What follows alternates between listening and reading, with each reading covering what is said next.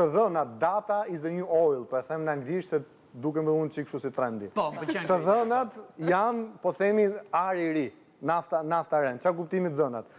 Nga ana ekonomike dhe financiare, plotësisht dakord me dy kolegët, formalizimin dhe rregullimin dhe luftën e evazionit fiskal që i bën kjo lloj gjëje, cashlessi, lëre pastaj hapi dytë mundësinë digjitale, është me ndikim shumë madh.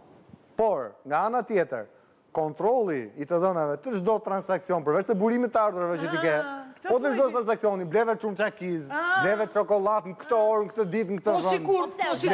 Po sikur, është çështje tjetër.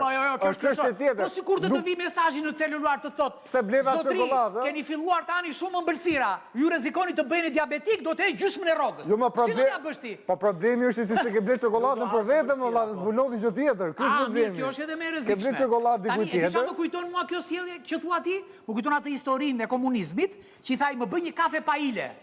I futi sheqerin, i futi kafen, s'kishte vend për ujin. E kupton? Tani ti do ta bësh në ekonominë jo informale.